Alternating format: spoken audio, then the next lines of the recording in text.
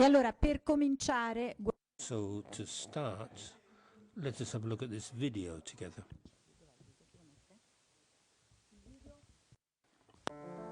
Water is the source of life. Rivers, lakes, oceans, but also glacier and snowy expanses, and more fog, clouds, and steam. All forms and textures of water are essential to preserve human health and the environment, yet beyond all colors and values. Water is one. One water is the new approach proposed by Italy to place water at the center of the international agenda. Water considered not only as an economic resource, but rediscovered in all its many values. And Italy is the country of water.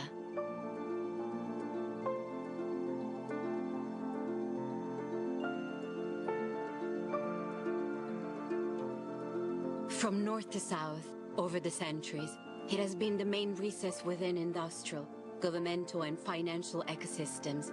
Many Italian cities live and evolve in close contact with water, and among them, Rome is an ideal choice to host the Euro-Mediterranean Water Forum in 2026. A historic yet modern city with 1,280 square kilometers of total municipal area, numerous green spaces, and a proven attitude for hosting major events. A city where water is not only a physical element, but also a cultural and artistic factor that enriches the experience of those who visit. The goal is to become the laboratory for updating the integrated management of water resources for the 21st century. And Rome is ready for this commitment, together with the involvement of institutions, local and national authorities, businesses, and individuals, but above all, the people. One water, everyone's engagement.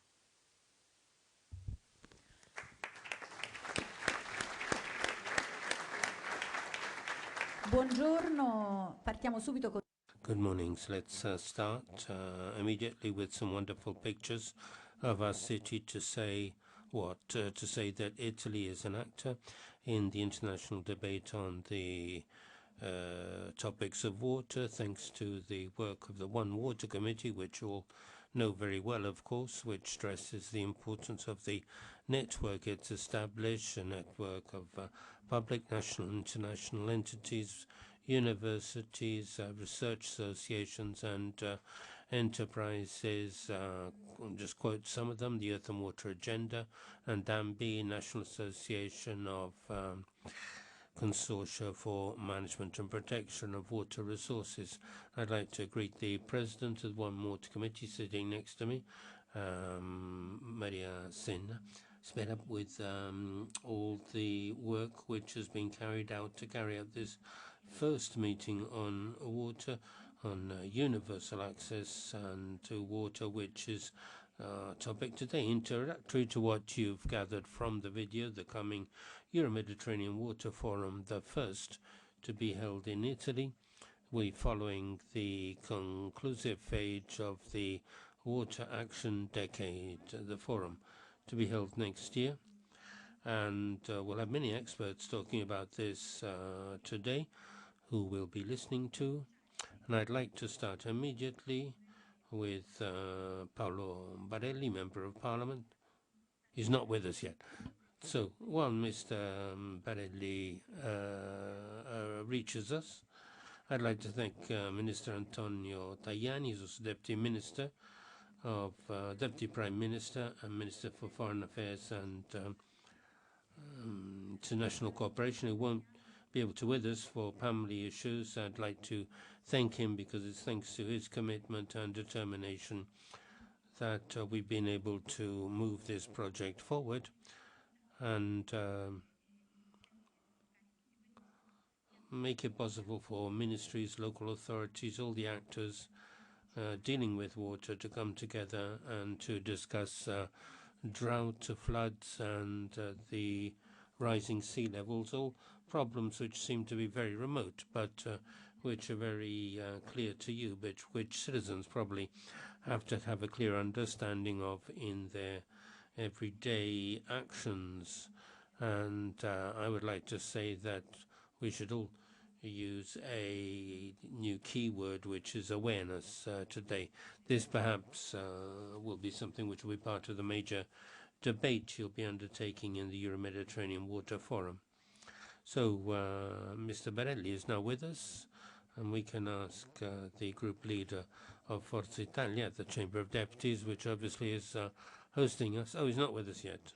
I thought that he'd reached us. So, since we're in the Italian capital, you've seen wonderful pictures of fountains, aqueducts, river, and the sea adjacent to the capital. These are all forms of water which have made our city great over the course of history. I'm also reminded of other things. For example, the fountains called the Big Noses in Azoni, which you see around the capital, which deliver water. Water must not be wasted. This is very important for our city. So I'll give the floor to the mayor of our capital, Roberto Gualtieri, with a hope and one invitation, Mayor. We always talk about the mayor's water when we talk about tap water, and we would like to begin to offer mayor for water. And so with this, I give you the floor for greetings and for your thoughts.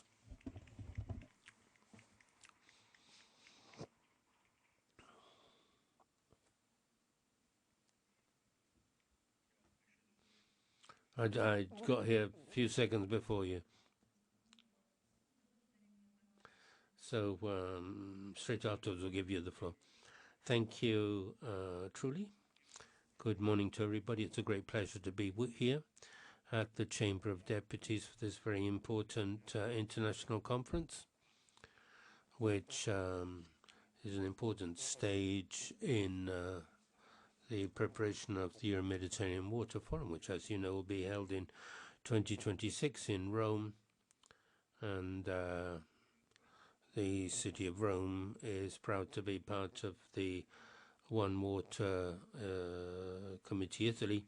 And we'd like to thank the chair, Maria Spena, and all the authorities and institutions which are working together in order to make this appointment, the Euro-Mediterranean Forum, a major opportunity to launch a major strategy for water, placing center stage public and private integrated policies in order to make the best use of this extraordinary resource and build around water a strategy which is crucial, because water is at the center of every dimension of our life, our individual, our social, our civil and our economic life, and therefore it is essential that there be a true leap forward in quality, because probably there's not enough awareness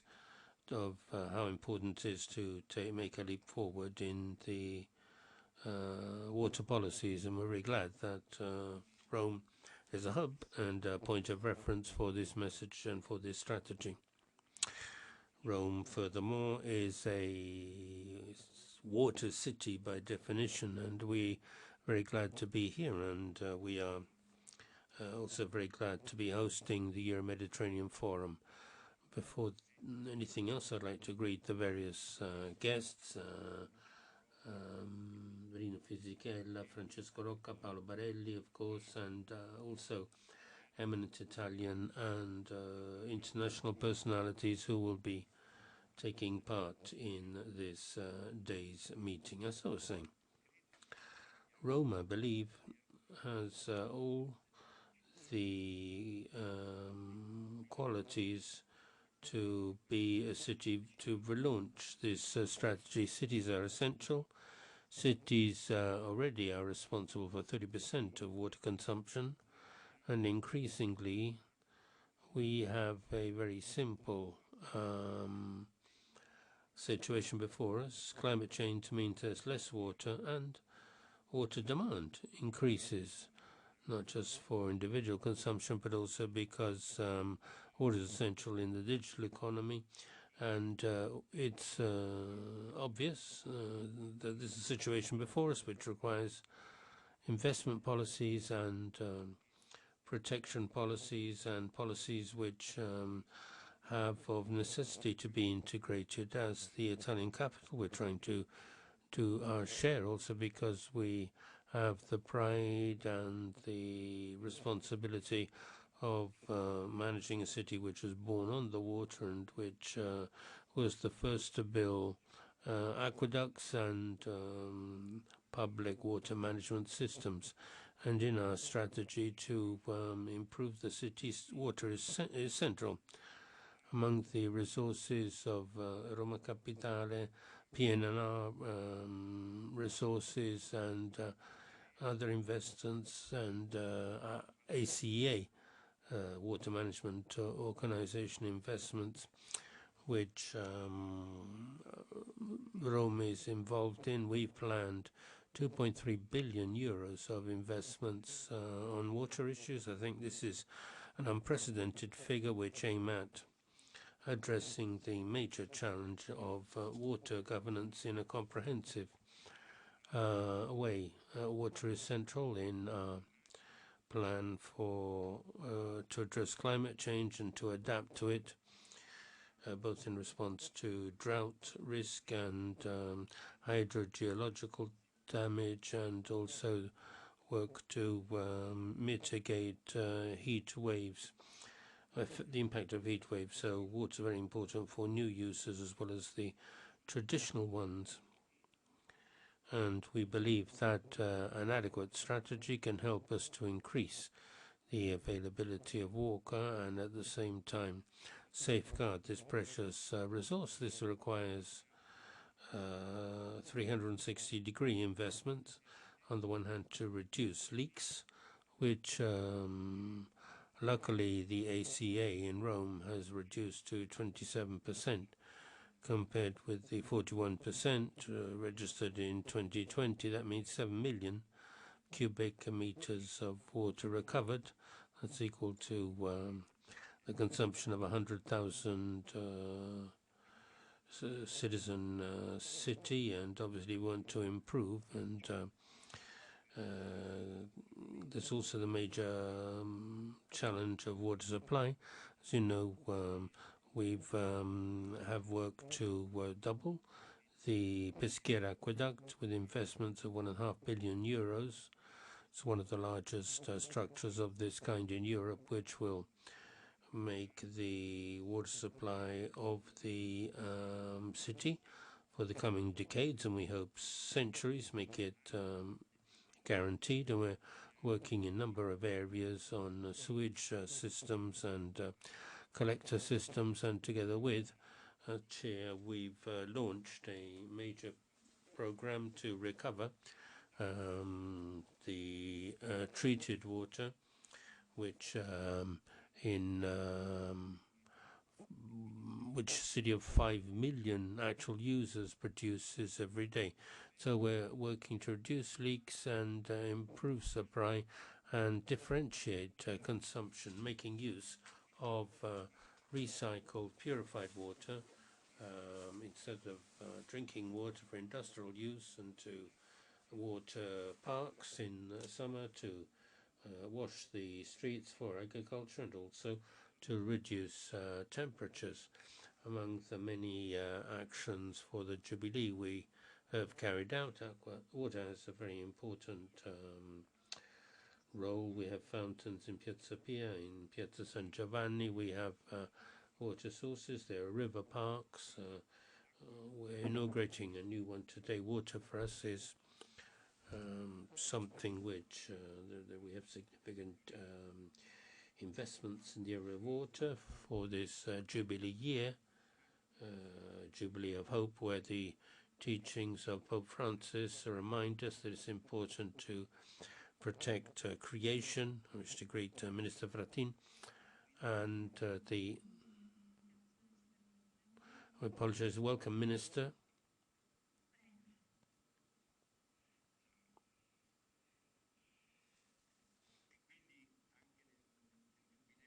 So in this Jubilee year too, I think that this central dimension of water is present, and that is very much present, and that is very important. All this requires resources and investments, because the aqueducts and the recycling systems can allow us to contribute to reduce heat islands and to protect our parks and have a reduction of costs for our businesses, which have to bear high costs. But this requires major investment, so there has to be a compact for water,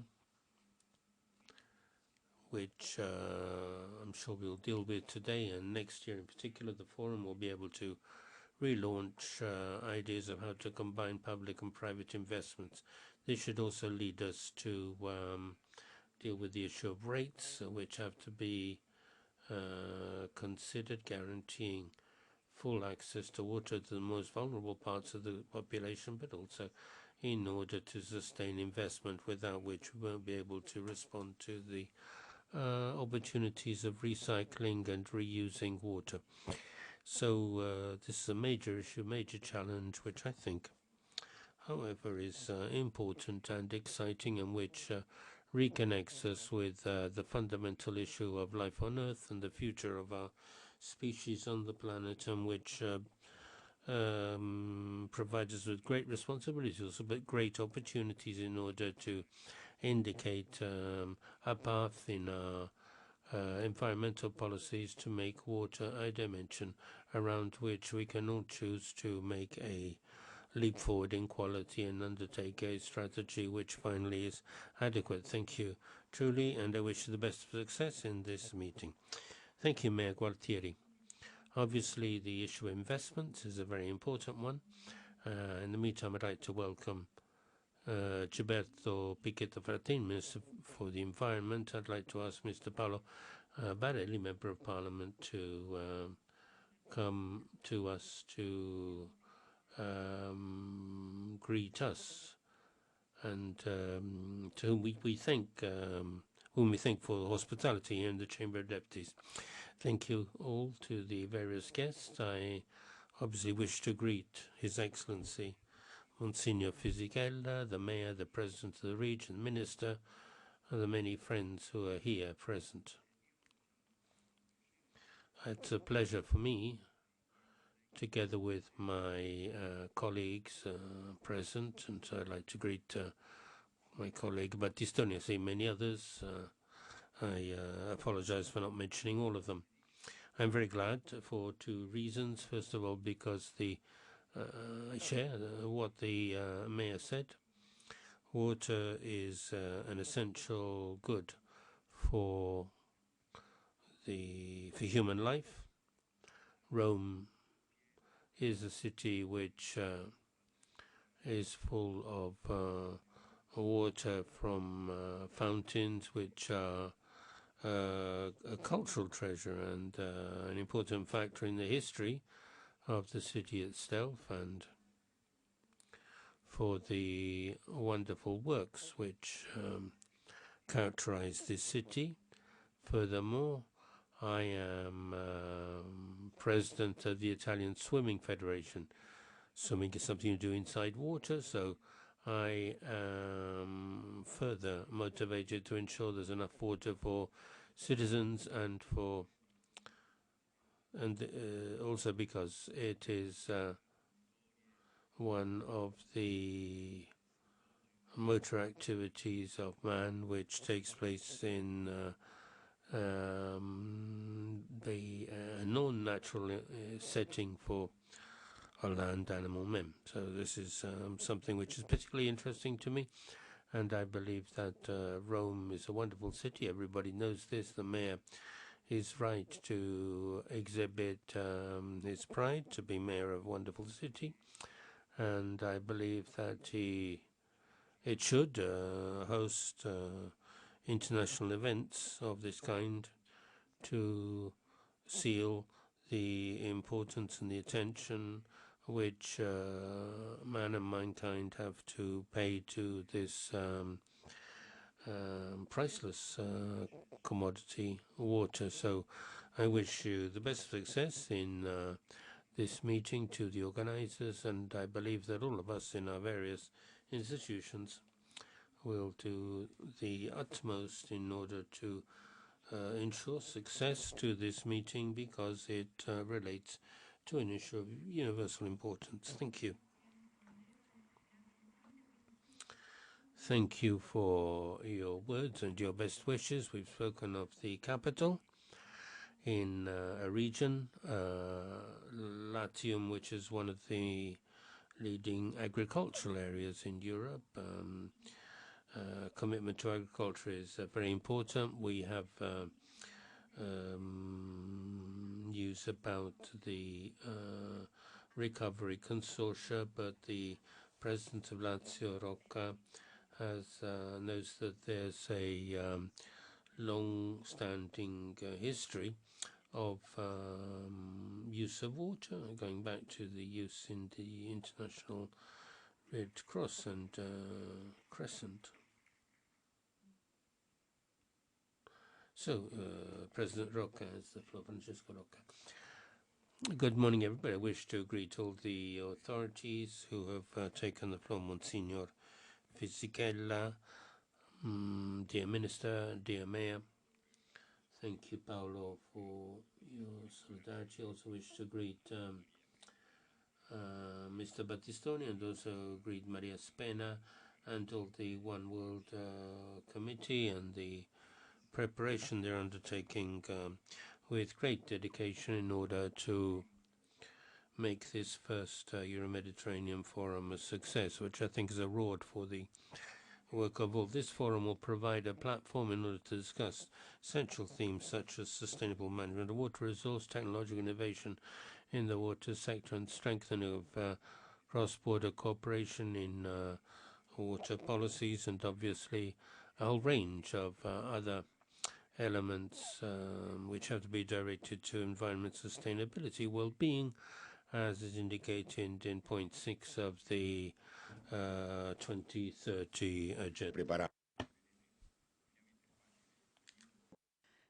I have full respect for the difficulties encountered in being public administrators in Rome or in a region like Lazio. We have, of course, abundant water here, but I am confident that with our technologies and with our opportunities today, we will be able to tackle in a responsible way water governance in our cities. What I'm concerned about is general access to water. In my region alone, I've realized that there are many inequalities when it comes to water access in the cost or rates of water that must be paid, and in different provinces water has a different price. So that's an accessibility and equal opportunities issue right there. And in the past few decades, these policies have failed. What I'm most concerned about as a citizen of this region, but as an Italian citizen even more, a citizen of the Mediterranean area, this is a key region, of course. And what I'm concerned about is, well, for example, Kofi Annan was one of the last greatest visionaries of the UN, the Secretary General at the time. He said years ago that water was in the 21st century would have become one of the key conflicts for instability and conflict, globally speaking. And this is something we must not forget, because we can speak about how to solve our water problems, but that will serve no purpose unless we consider water globally and how it is impacting 4 billion human beings who are currently living in areas where water is not readily available. Sometimes it is not available at all. Now, along the shores of the Mediterranean, and of course I won't go into these complicated conflicts, even the Oslo Accords, the Oslo agreements got stuck in issues of this kind of water. Water is central, it is vital for the lives of human beings, and it is central and vital not only when we're speaking about sustainability and growth and industrial opportunities, but it becomes even more vital when we speak about health and hygiene. and sanitation. This is another important point. In fact, there are numerous goals that are going to fail. I mean, it's 2025. We have the 2030 agenda, and these goals are getting closer and closer. But how are we going to succeed when we take stock of how the International Committee was engaged, to what extent it was engaged, and to what extent it was successful, therefore. So you see, this is an issue that will continue to be key, and we're going to have to rethink the way in which the international community, all of us, will be able to revitalize multilateralism.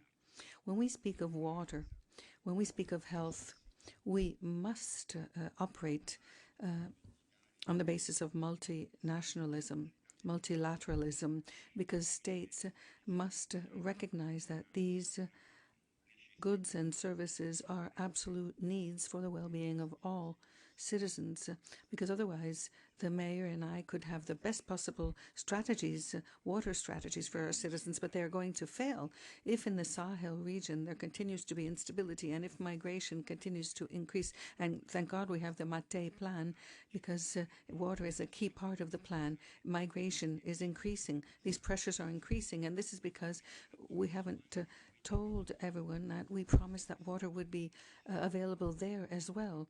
We can't make believe that this doesn't exist. We are all interconnected.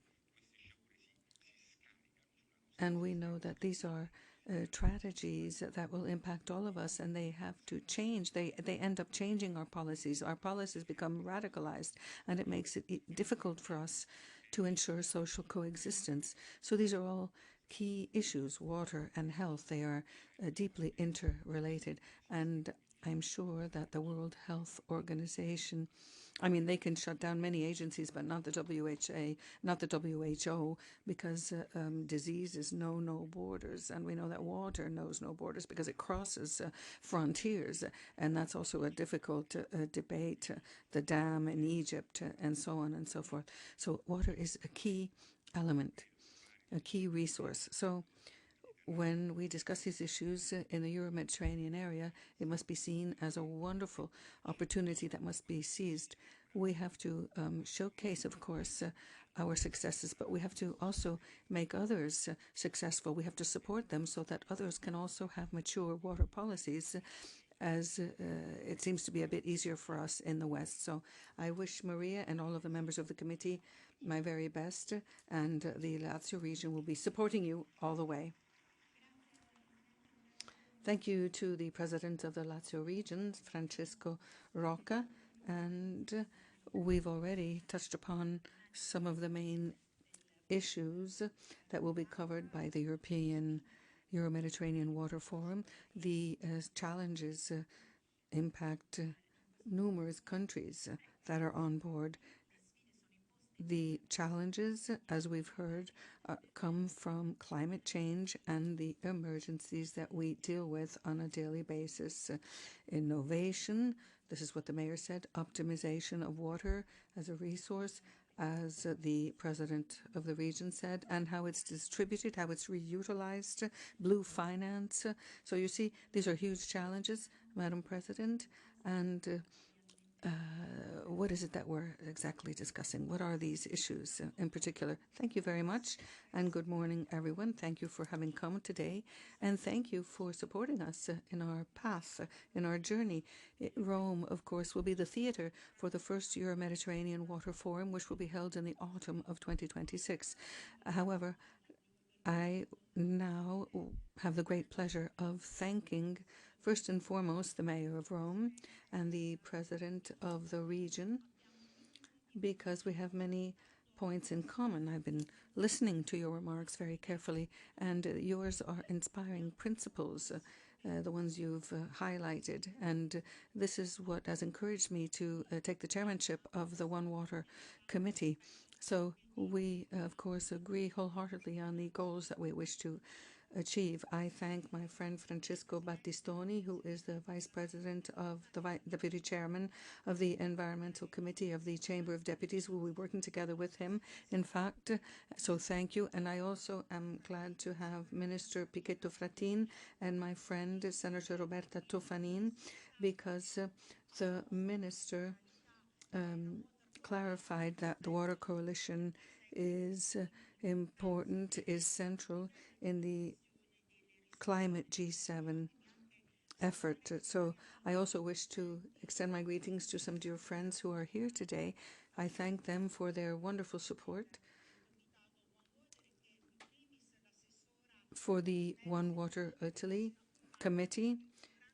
Ornella Segnalini, a round of applause for you. Thank you for the effort made together with Mayor Gualtieri in the city of Rome. And thank you very much for focusing on, for being an expert, for focusing on water, the water resource here in Rome. I also thank Anna Fendi for being here. She's the icon of the Italian fashion industry in the world. Thank you, Anna Fendi, for being here today.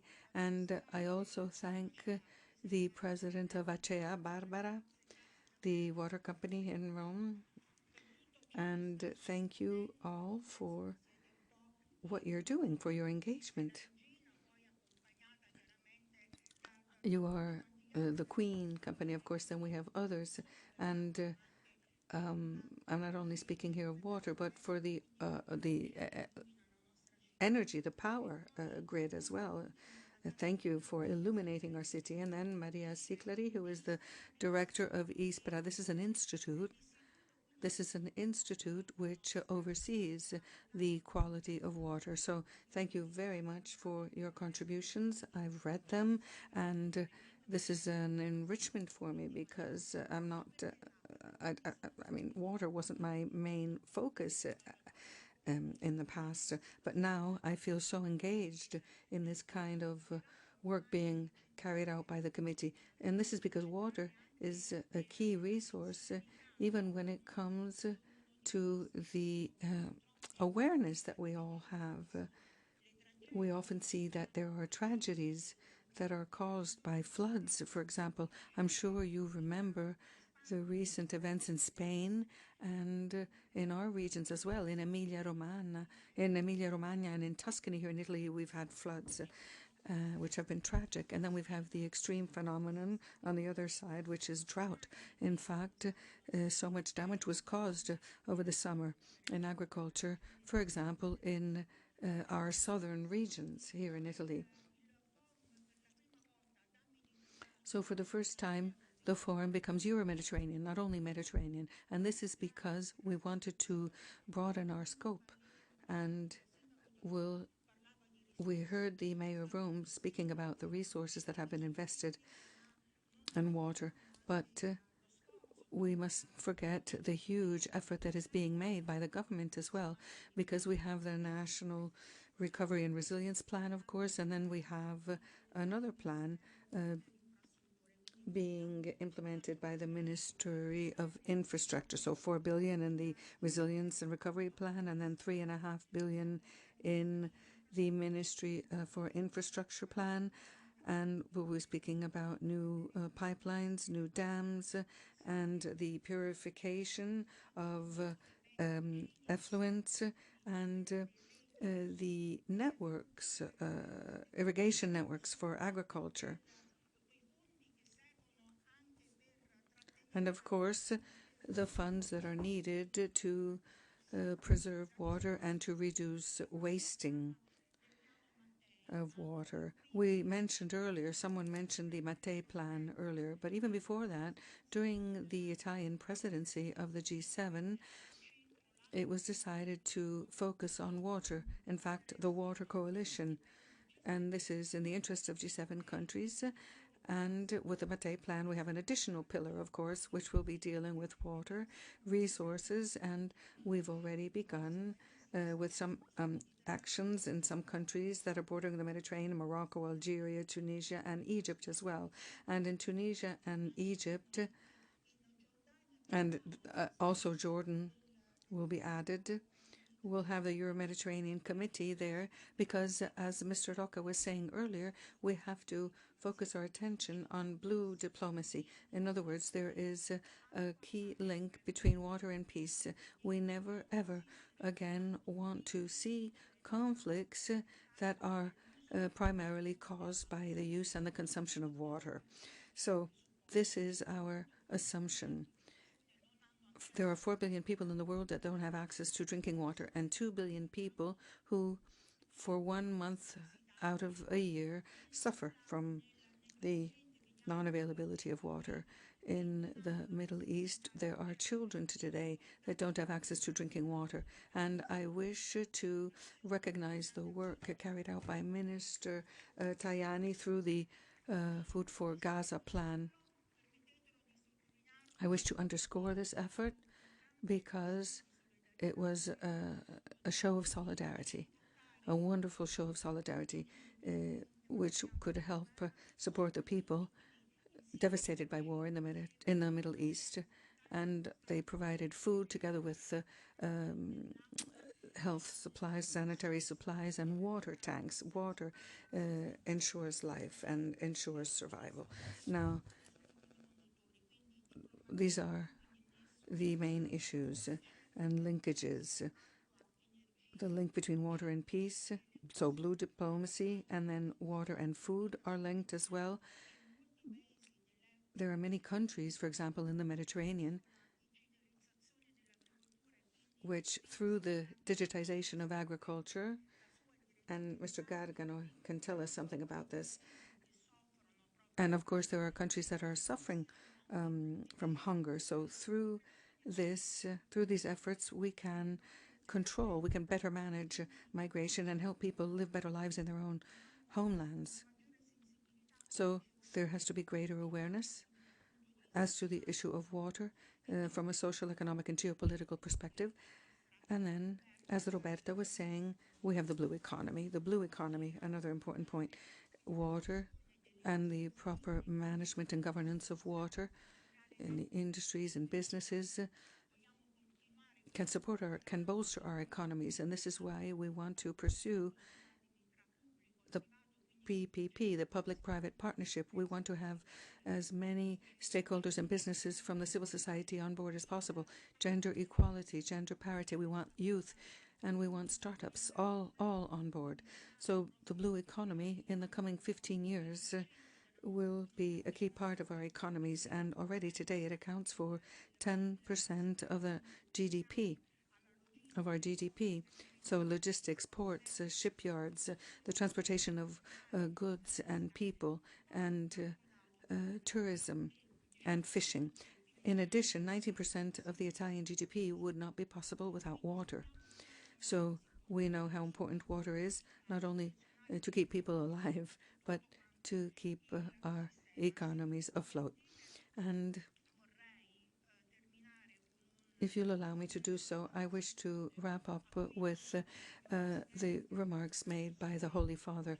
We have His Excellency Monsignor Fisichella here, and we wish to extend to the Holy Father our warm applause and support, along with a prayer, which of course we recite, I'm sure, every day, Monsignor, because that Pope, our Pope, is a family member for all of us.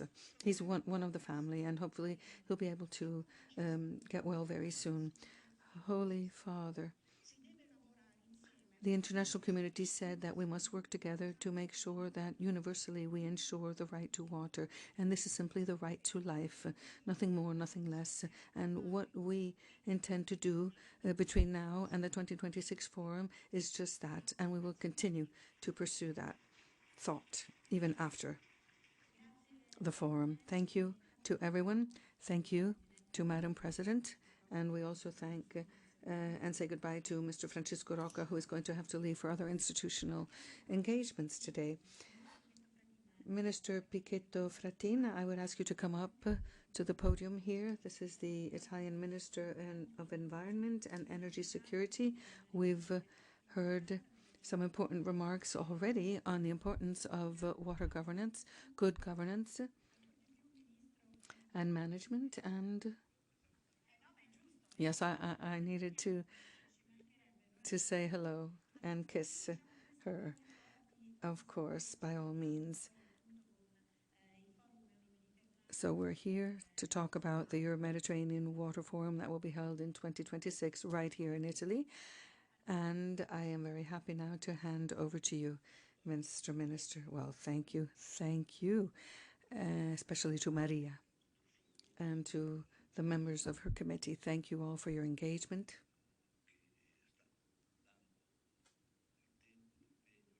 For your time and for your resolve and determination.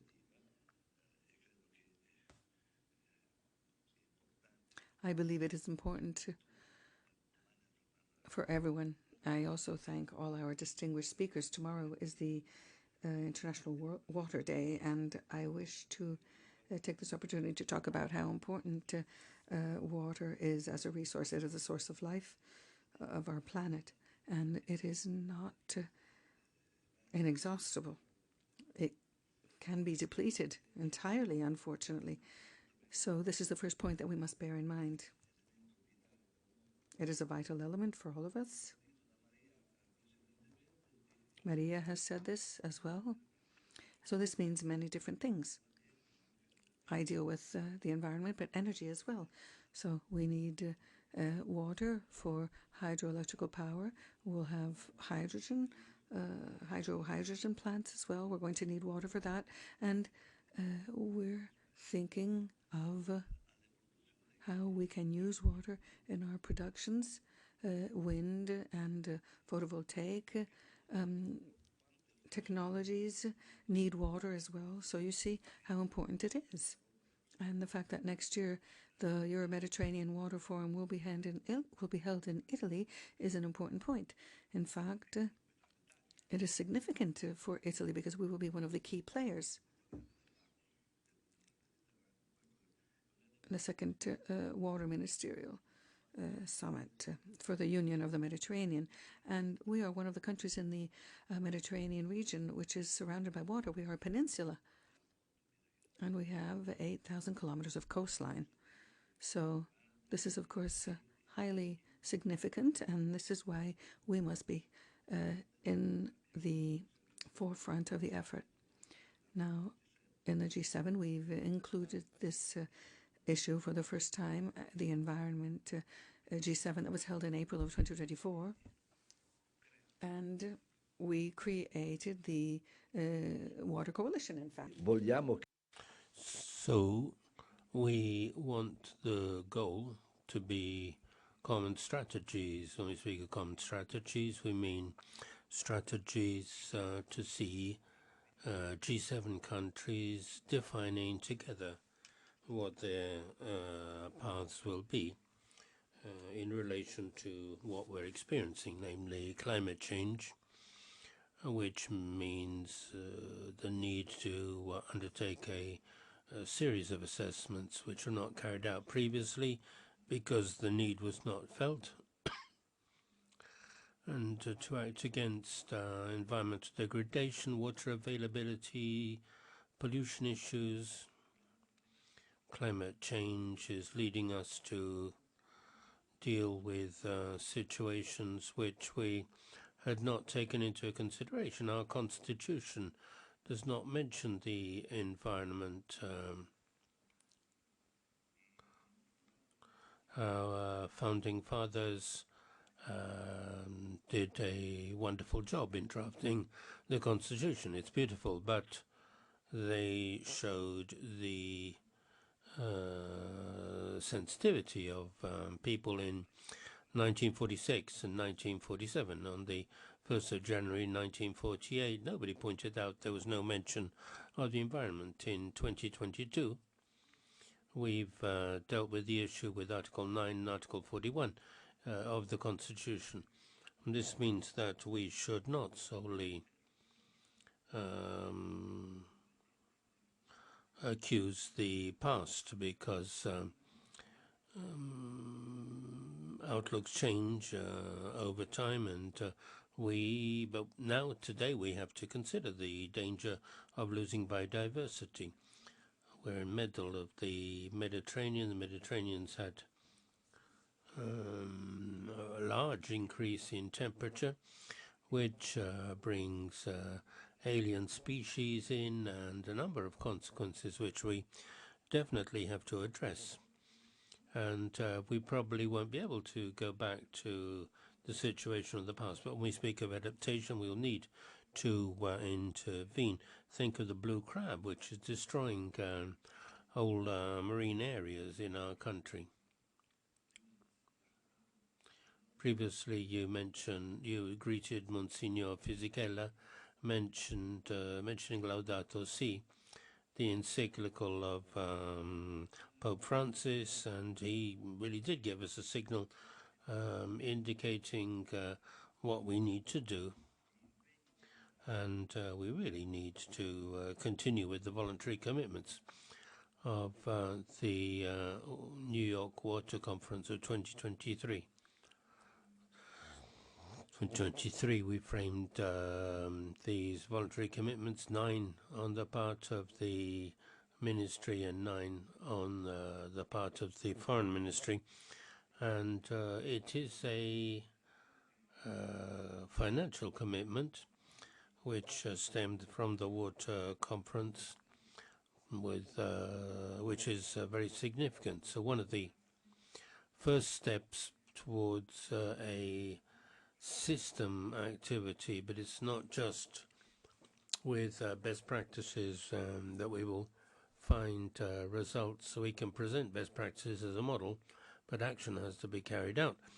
Generally, Mayor Gualtieri, it's not with inauguration of fountains that you're going to save issues. If you really manage to double Peschiera and ensure the city of Rome the security of having this second line or second track.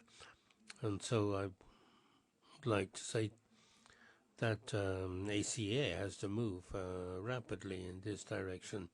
What we need to deal with, the quality of bodies of water, protection of soil, strengthening the role of participation of local communities in the water sector. We know very clearly that we have 42% of losses in our aqueducts. In Rome, it's 25, says the mayor. Maria, if he were to quote one of the 1,200 municipalities in Piedmont, that wouldn't be good, because it goes to 24. But the challenge which we have for our water system is to go beyond the 2,391 water management bodies. I don't think there's been much change since I last consulted the statistics. We really need to move ahead and merge these management structures. We have to have stronger management structures in order to renew our aqueducts, to make investments in the current situation where you have all these different water management bodies trying to make savings. Savings management is done by people who either have too much water and those that don't have any water and who isn't helped by anybody. This shows us the need to work as a system. And at the ministry, I wish to move ahead decisively. We need to achieve just 100 management bodies or water management bodies, or even less if possible, because you need strong soldiers to make major investments, and we have to make major investments in water areas and in dams for collecting water. These dams, the reservoirs are needed in order to collect water when there's not enough, and release that water when there is a drought. So those reservoirs are collecting bodies, so they're a guarantee for water is available and irrigation is possible. And they're land reclamation consortia which need this water, and there has to be smart irrigation with lower use of water. and reduction of water consumption. Technology can assist us and does help us to do these things, and we need to pursue this goal in our actions, in our strategy, in the Water Conference for 2026, which is organized by the Arab Emirates and Senegal. This leads me to say that our action, which we're carrying out together with many countries, we're committed in the Balkans a great deal. Serbia, Bosnia, Albania, Montenegro, with many countries. But the Mate plan is targeted on Africa, which aims at establishing a strong bod and action. Ethiopia, Congo, Tunisia, on the one hand, to practice solidarity, and on the other hand, an interest to promote the general interests of all our areas, Northern Africa and the Mediterranean. And this is the major challenge. And in order to achieve a best use of infrastructures, dams, monitoring of leaks in the network and purification, we have around 10 billion cubic meters of water every year, of wastewater, and we use 5% of that, which is too little. We need to reusing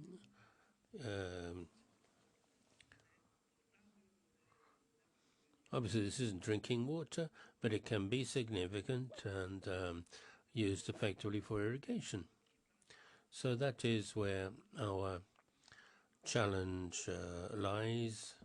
It's something which we absolutely have to move forward on in order to overcome the current situation, become a more modern system which realizes that we really have to take action on climate change, and the only action we have to take the actions of climate adaptation with the many actions envisaged in the water area simply to adapt to climate change which we are experiencing. So at this point I think that the major issue is also a commitment we've made, and a commitment to construct an environmental culture of equilibrium and balanced use and management of the water system. Thanks to all. Thank you, Minister. Before giving the floor to His Excellency Monsignor Fisichella, I'd like to thank Angelica Catalano, Minister of Infrastructure, who's following our proceedings. Monsignor Fisichella, we've said that water can mean poverty, inequality. I was reminded immediately of the movement of people from Africa. Many of these people escaping Africa claiming a right to life endangered by the lack of water and lack of food. Many leave their countries and migrate, trying to find this essential resource. But water, as we said in introducing this work, is also peace.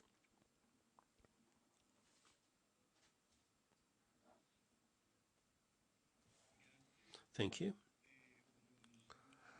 And greeting to the authorities present, the minister, the senators, the deputies and the authorities from various countries, and a special greeting to our chair, who with our team is working to hard, and I wish to thank her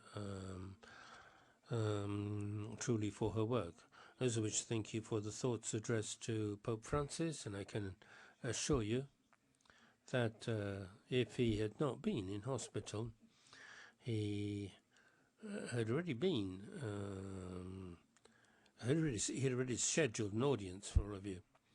This to show the importance the Holy Father attributes to the issue you're discussing. I simply wish to address some brief concepts to provide a possibility to further reflect on the great issue of water. The first is the following. We are not masters of water. We are the custodians, the stewards of water. It would be terrible for us to use language that indicates that we're the owners, the masters of water. Water belongs to nature, not to us. We have the task of respecting, the task of defending, the task and the responsibility of increasing what has been entrusted to us. We are the custodians, not the owners. And I think this is something which is self-evident, but it does raise some very deep questions. How should each of us be a custodian on our personal scale of the value of water? When water is not respected, it displays its faces. One water does not just have one face, it has many faces. In the film we saw the most beautiful faces of water, and I'm very grateful for that, because beauty is what strikes us most. But in recent days too, before our eyes, we've seen images of the violence wrought by water, not the clean water, not drinking water, but water which brought violence, which brought death, which brought destruction. That too is one water, but with a different face, because nature had not been respected. So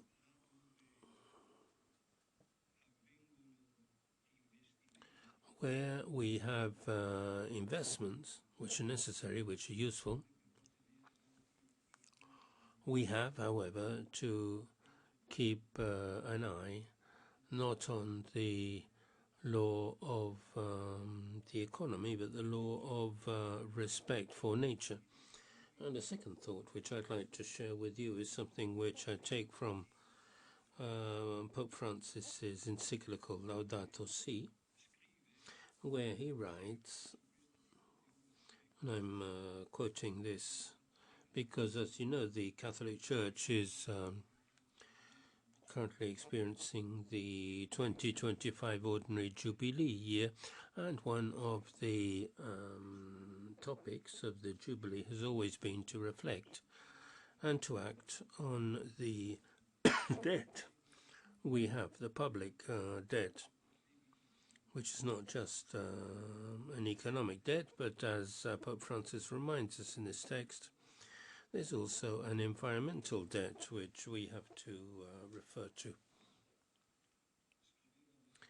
So in the encyclical, Pope Francis wrote, while the quality of water available in some places increases the trend to privatize this scarce resource, transformed into a commodity and subject to the laws of the market, in actual fact, access to drinking water and safe water is an essential human right, which is fundamental and universal because it determines the survival of people. And for this, it is a condition for the exercise of other human rights. This world has a serious social debt towards the poor, which do not have access to drinking water, because this means denying them the right to life, which is rooted in their inalienable dignity. This right is in part connected to greater economic contribution in order to provide clean water and purification systems. But we see wastage of water not just in developed countries but also in the developing ones which have major reserves. This shows that the problem of water is in part an educational and cultural issue, because there is no awareness of the danger of this conduct in a context of great inequality. That's why meetings of this kind are essential. They allow us to reflect together. They allow us to discuss, establishing a dialogue between complementary, even though different positions, also the days that impel us to action, to take part directly in order that the good which is common to all may become universal and an inalienable right for all. I wish you the best of success. Thank you. Thank you, Monsignor Fisichella, for these words and also for reminding us of what Pope Francis said. President Spinner, you wanted to add some thanks? Yes, I wanted, since this is a international meeting, which will lead us to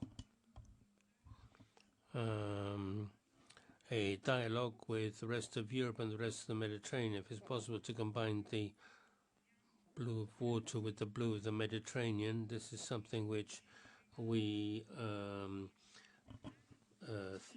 owe to Stephen Borg, who's Deputy Secretary General of the Union for the Mediterranean, who has worked for the new declaration on the water of the Union. Ministers of water ministers will be meeting here in Rome before the celebration of the 3 days of the Euro-Mediterranean Water Forum. And also I wish to thank Deputy Director. I apologize, I can't find my... No, Deputy Director of FAO, Maurizio Martina, who unfortunately is not with us, but we will have a representative of FAA speaking.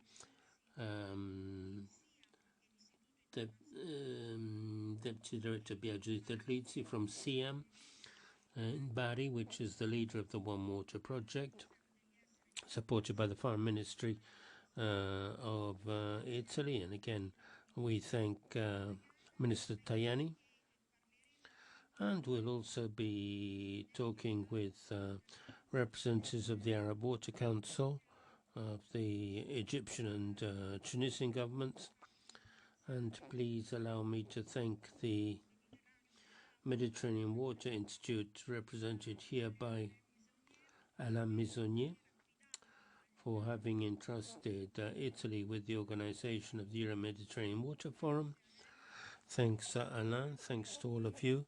But I believe, thanks you for your help. And I think that this is confidence which we've been able to acquire with our action.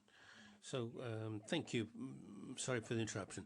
Thank you to the Minister, and thanks to Monsignor Fisichella, who are now leaving the hall. They obviously have many other commitments to attend to. And now we move to the heart of our discussion with our experts. Now, all those who will be taking part in this discussion, I would like to set down a few rules. We'd like to ask you to keep your statements to 10 minutes. So I will remind you to wind up when we're a couple of minutes from the end of your time. If we all manage to keep the time, we'll have enough time subsequently to have a discussion on the issues. If you can take just 7 minutes, that would be even better. Una voce. We will now begin with a country which is far away, Indonesia. We have Retno Marsudi, I hope I've pronounced your name correctly, former minister and currently the Special Envoy for Water of the United Nations. We'll hear from her through her video message.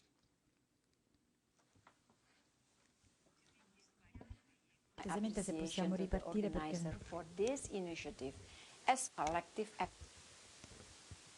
magari con il volume un po' più alto, grazie.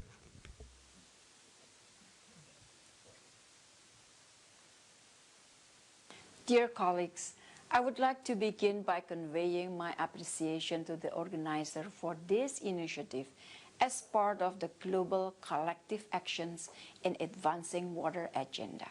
Indeed, to advance and accelerate water action is not an easy task. There is a strong need for us to multiply works and collaborate closer. Since my appointment as the UN Secretary General Special Envoy on Water, I continue to build engagement with various water stakeholders globally.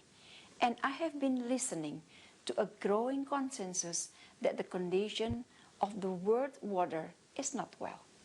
It is too little, too many, and too dirty. More than 2 billion people are still lacking access to safe drinking water, while millions others are affected by floods. And WHO estimates as much as 505,000 people died every day because of diarrhea due to microbiologically contaminated drinking water. This situation is then worsened with various other challenges, making our water condition become more and more complex. Among others are challenges such as climate change, poverty, decrease in global financial support. In the same engagement with those stakeholders, I also learned that there is a growing expectation that the situation of water will change to be better. Water is expected to gain high attention at global political agenda, and water is expected to gain momentum of support globally. I see it as a hope by the international community that world's water situation will get better, that safe drinking water can be enjoyed by all, that no one's life is risked by drought or flood, that our water is clean from pollutants. Colleagues, this conference has provided us with an opportunity to reflect if we still hold the same hope for a better world with better water. And as we reflect, allow me to also remind us that the hope must be translated into actions with real impacts to the people in need. In this regard, advocacy, alignment, and acceleration are important action we must do. I call it AAA principle to translate hopes and commitments to water into actions. First, advocacy. With strong and consistent advocacy, we must ensure that water gets the attention that it needs, and water is being put as high priority in global political agenda. Second, alignment.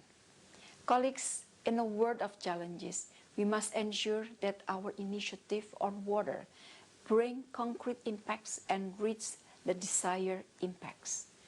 With the pressing need and the limited time, we cannot risk being diverted in our action.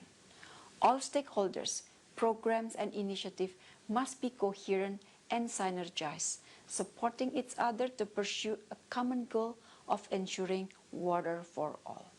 Last is acceleration. Facing the complex challenges of water, we must accelerate actions and multiply efforts to bring the best outcome on water. It is a time for us to reflect and ensure that the global water commitments are translated into concrete action and address the pressing need of the people. Leading to the Europe-Mediterranean Water Forum in 2026, the AAA can be used to guide our preparation. It hopefully helps to ensure that the forum advocates for water actions, align global initiative on water, and accelerate the translation of commitment into implementation. And as we are celebrating the World Water Day 2025, I wish we can use this opportunity to advance action in advocacy, alignment, and acceleration of water action, with the hope of the betterment of the world's water. I thank you very much. E noi ringraziamo Retno Marsudi per... We wish to thank Madam Retno Marsudi for her remarks, and poverty, of course, is an important theme. Other institutional speakers have mentioned this. There is a close linkage between water and poverty and water management, and we will seize the opportunity that the UN Special Envoy on Water encouraged, in other words, speed up, accelerate these actions which are so necessary in order to come up with fair and just solution for all. Now, those of you who need simultaneous interpretation can use their earphones that are available at your seats. You can follow the simultaneous translation, therefore, into English on Channel 2. We will now hear from the European Commissioner for the Environment, Water Resilience and Circular and Competitive Economy, Mrs. Jessica Roswell. There is a close linkage between her mandate and the issues raised by Mrs. Retno Marsudi. Floods, droughts all over the Mediterranean area, for example, are amongst these. And in April in Brussels, our stakeholders will be presenting the water resilience strategy. This is a very important part of the Euro-Mediterranean Forum. So let's now hear from the European Commissioner for the Environment, Jessica Roswell. Basis of life. It is our most important natural resource. We need water to live, to grow food, and to do business. Looking ahead, we know that access to water will continue to play an important role for our economies. To develop new sources of energy, to cool our data centers, to power the clean transition, demand will increase. Our dependency will increase. So we must take care of this finite resource more than ever before. At the same time, our water supply is under increasing pressure due to pollution, due to floods, due to climate change, putting our security under pressure. But I am optimistic. Together with member states and supported by businesses and civil society, we can turn the tide. We need to make more efficient use of water first. We need to preserve and improve the quality and quantity of water in Europe. We need to repair the broken water cycle and take a source-to-sea approach. We need a bold vision for water resilience, looking at how we can protect us from droughts and floods. And we need to explore new opportunities. We must strengthen our water industry by fostering innovation and unlocking new financing solutions. All this will be part of the new European Water Resilience Strategy, which we will publish still this spring. This will also be an opportunity to improve the implementation of water legislation that we already have. On the international level, we will work towards an ambitious UN Water Conference in 2026. I am fully committed to this. We cannot achieve water resilience on our own. We need cooperation across borders, in Europe but also globally. To ensure that water is a source of peace, not a conflict, a driver of prosperity, not a crisis. Let's all work together to reach that goal. Thank you. E queste le parole del commissario. Those were the remarks by the European Commissioner for the Environment, Jessica Roswell. One water, one health. We know that water means food, especially food, and we have to have a holistic approach in order to meet all the needs that are out there. And I think that this is what we need to realize. We know that the resource availability, water availability is declining and water demand is rising instead. So we have the head of the FAO Geospace and Water Division, Livia Pai, who I ask to come up to the podium. Maybe she can tell us what the imperatives are for us, not only in the future but in the present. Good morning, everyone. Unfortunately, the Deputy Director General of FAO was unable to come, Mr. Mauricio Martinez, so he asked my technical unit. We deal with land and water for agriculture. He's asked us to extend his greetings, to bring his message to you, so I'm speaking on his behalf, of course, but I also wish to speak to you on my own personal behalf when I say that it is an honor for me to be here today to together ponder one of the greatest challenges of our time, water. I begin by thanking the One Water Italy Committee for having organized this debate today, and I thank the committee for the work being performed by the partners on the organization of the Euro-Mediterranean Water Forum. We know that water is essential for agriculture.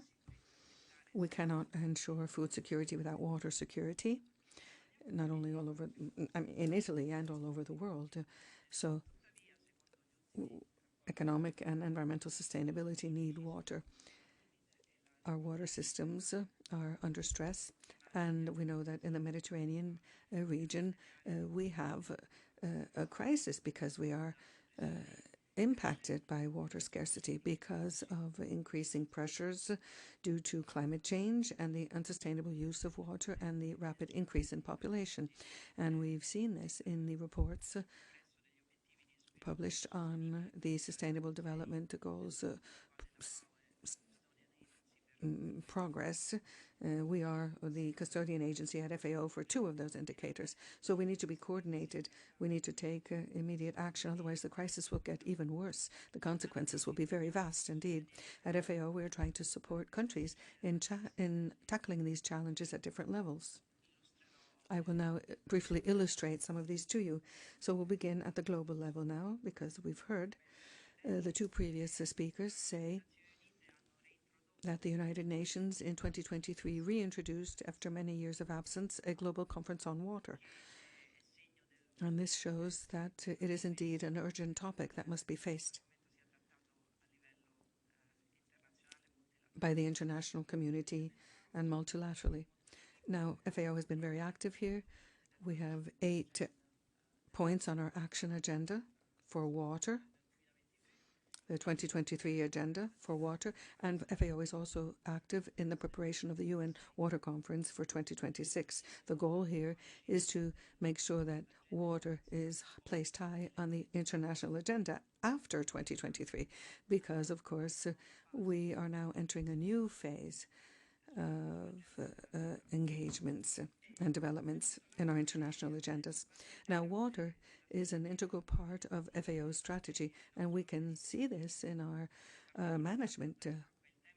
In fact, water was the issue of the 43rd session of the Ministerial Conference of FAO, and that is the highest governing body of the organization, you see. So this is a very tangible sign of how important FAO believes water is. And the FAO Council has approved a conceptual framework for the integrated use of water and land. And this is a guiding reference for our work. And we also have a strategic guidance which is set by FAO every 10 years, and for 2020 to 2031 there is a focus on the transformation of agro-food systems so that they can be more efficient, inclusive and resilient, considering climate change, and making them more sustainable as well, and water is at the very center of all these transformations. In addition, FAO is undertaking other action in establishing global dialogue platforms to mobilize leadership at very high levels and to share knowledge. And let me just mention 2, which I think are very important for this particular community here. One is the Global Framework on Water Scarcity in Agriculture.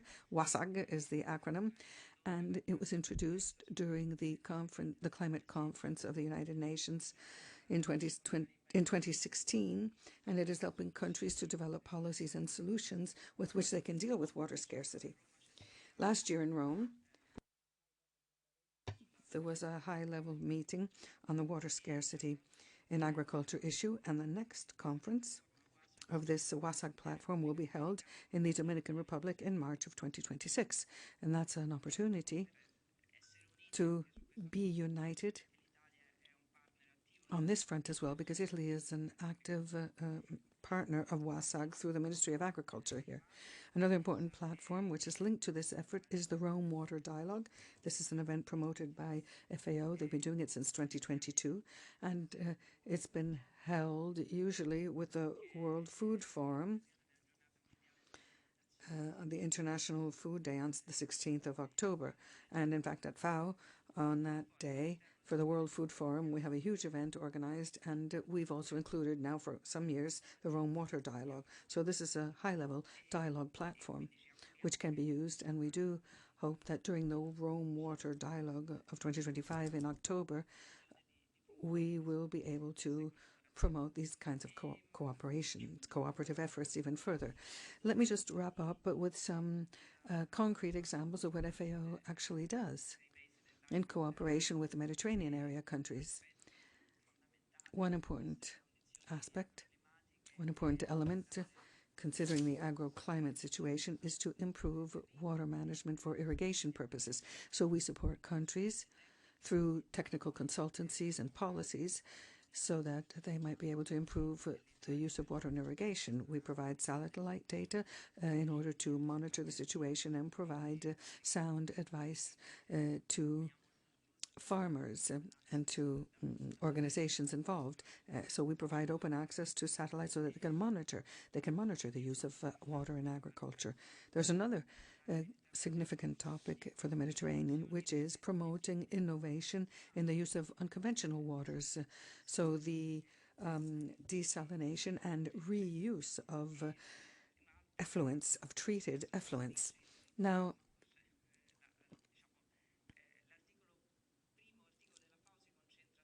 firstly, FAO is focused on availability, collection, and distribution of data. So Aquastat is an important program for us. It's a global information system, Aquastat, on water in agriculture, which involves all member states of FAO. But more recently now, we've been focusing more intensely in order to update these data with the Mediterranean countries. So just to wrap up, let me say that FAO continues to be fully committed in supporting countries to make sure that the Mediterranean is water secure and that agriculture can prosper and that food security is indeed guaranteed. We have the knowledge, we have the platforms, we have all the instruments that are necessary. So what we need to do now is to make sure there is political will to achieve a true change, and hopefully this platform will help us to do just that. Thank you. Grazie. Thank you, also having kept to time. Thank you, that's from the Geospatial Water Station of FAO. Speeding up our action and safeguarding water security and dialogue and cooperation have been the key words of the intergovernmental associations, which Stefan Borg, Deputy Secretary of the Union for the Mediterranean, will now be speaking of. Everything has value and cost. Mr. Borg. Thank you for giving me the floor. Good morning to everybody. Members of the Chamber of Deputies and eminent speakers, it's truly a privilege to speak on behalf of the Secretariat of the Union for the Mediterranean at this international conference on water, conservation of the resource and universal access.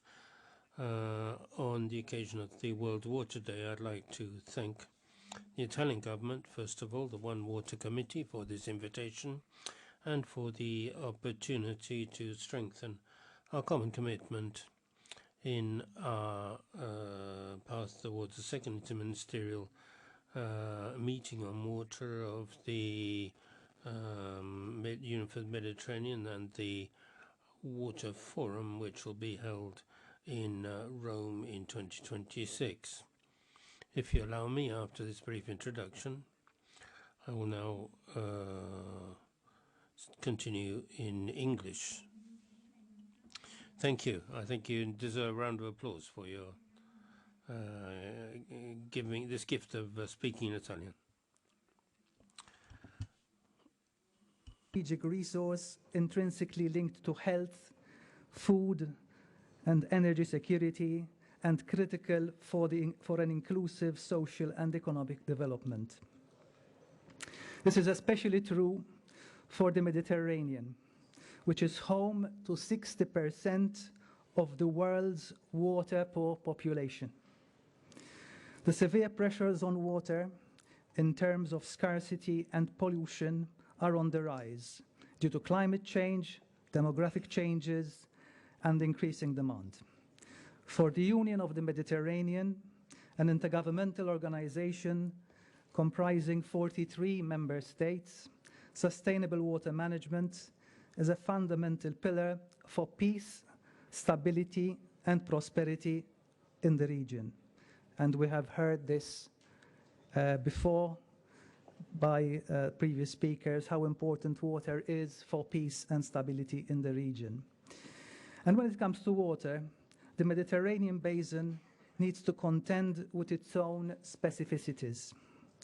These realities of a Mediterranean increasingly vulnerable to climate change are illustrated very starkly from data in two scientific reports released at COP29 in Baku by the Mediterranean experts on climate and environmental change, MEDEC.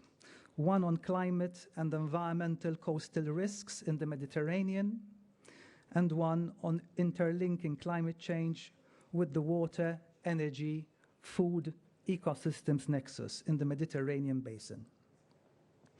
These assessments also show, among others, that a third of the region's population lives in close proximity to the sea, an area with one of the highest global risk of compound flooding and faces growing exposure to climate-induced hazards, extreme weather events, droughts, and continuous sea level rise. Sea level rise in particular will have a direct correlation with change in storm patterns and increased risk of saltwater intrusion in groundwater supplies. Achieving the Sustainable Development Goals, and SDG 6 in particular, will require cross-border policies, collaborative and integrated approaches that improve resilience and drive innovative solutions. The mandate of the Union for the Mediterranean on water emanates from the first UFM ministerial declaration agreed by all 43 member states in April 2017. So indeed, it is a sensitive subject, but it is possible to achieve agreement at 43 member states around the Mediterranean. At the heart of the Union for the Mediterranean's efforts to implement this mandate is the UFM Water Agenda, including its policy framework for Actions 2030 and a financial strategy on water. Through its implementation, the Union for the Mediterranean promotes policy dialogue, capacity building, and financing mechanisms. Through these processes, it supports the commitment by the UFM member states to sustainable water management grounded in integrated water resource management. By ensuring the interdependence of water with other interlinked sectors, namely agriculture, energy, and urban development, we aim to make water use more efficient, enhance resilience, and protect our vital ecosystems. In terms of policy dialogue, an important upcoming appointment on the way to the second ministerial meeting will be the convening of the 15th UFM Regional Platform on Water in Ankara with the support of the Turkish government in September, and which will provide the member states and stakeholders the opportunity to shape and possibly agree the ministerial declaration. This occasion could provide the opportunity to tie in the preparations for the first Euro-Mediterranean Water Forum. And we can, of course, discuss this in detail with the One Water colleagues. The UFM platform on water brings together governments, civil society, and the private sector in a multi-stakeholder exchange of ideas to develop regionally tailored solutions. The UFM is thus uniquely positioned to bridge north-south and south-south divides, fostering collaboration that addresses shared challenges. Looking ahead, and following decisions taken by the UFM member states, we are now on course to organize the second UFM ministerial meeting on water in the Mediterranean to be hosted in Rome in 2026. This meeting, coming 8 years after the first, will give a renewed political orientation on the priorities to be pursued, revitalize regional cooperation, as well enhancing our contribution to achieving the Sustainable Development Goals. Discussions with member states and stakeholders are already underway on a ministerial declaration that will focus on 3 main items. The first is the water, food, energy, environment, ecosystems nexus in the Mediterranean source-to-sea continuum. The second is water, finance, and investment. And the third is the digitalization of the Mediterranean water sector. The Ministry is also expected to launch a regional initiative intended as a platform which will combine the delivery of capacity building with the mobilization of financing through financial institutions and donors for projects on water.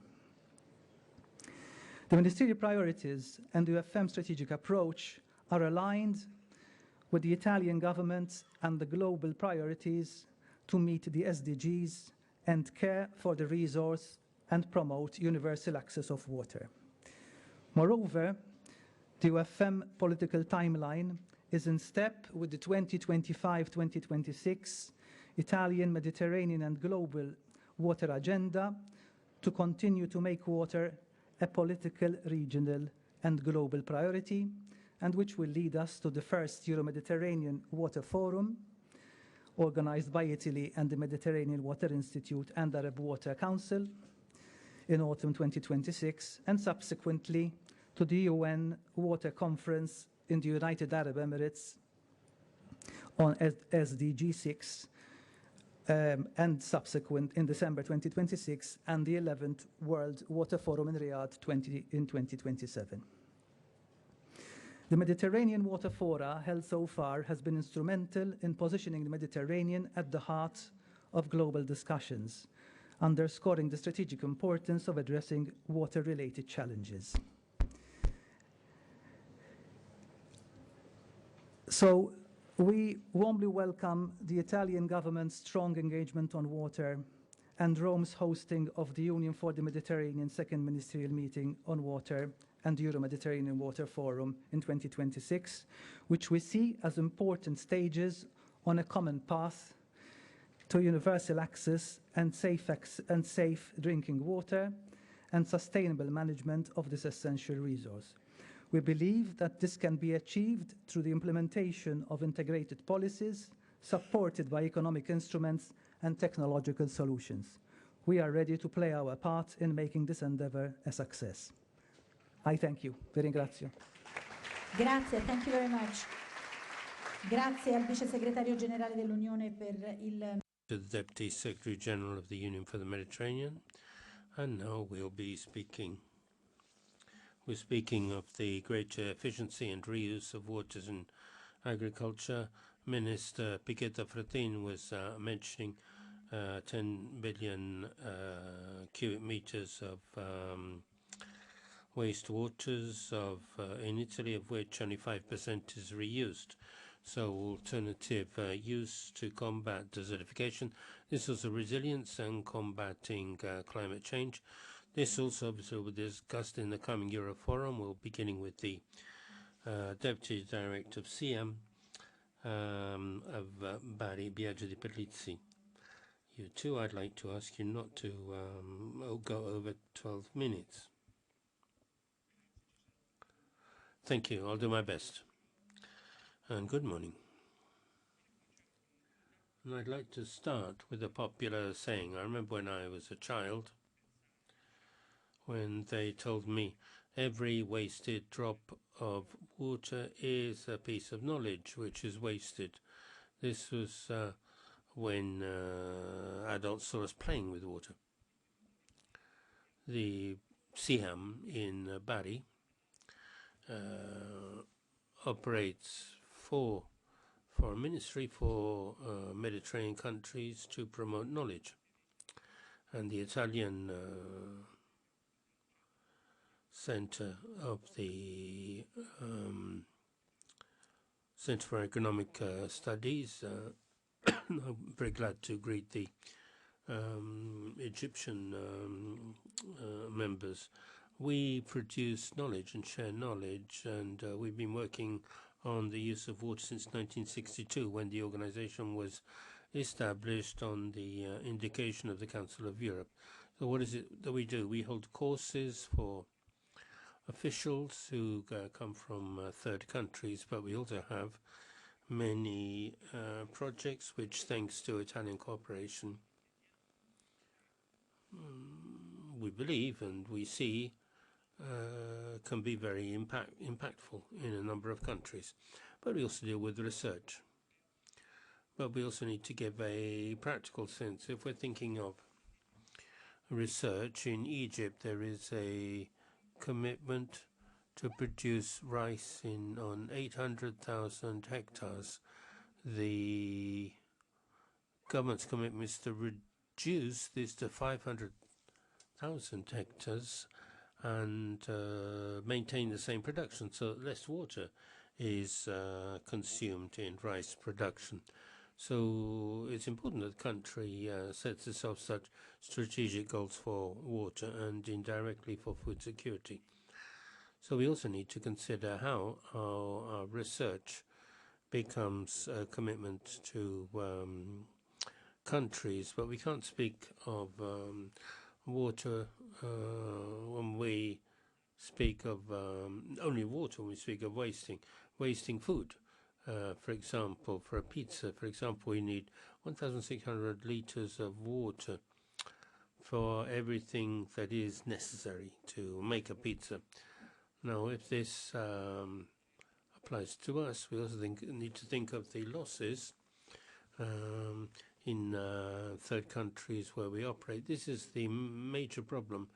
Tunisia alone loses 1 million cubic meters of water for evaporation. We've heard the mayor tell us this morning how important it is to reduce these losses, but on the other hand we have systems which, to avoid losses, like the Fougara in Morocco, which are these pipe systems which were built by man at great depth, which take water from the sources to take them to the oases. These systems, which seem to be so antiquated, are still vital in order to allow communities to thrive.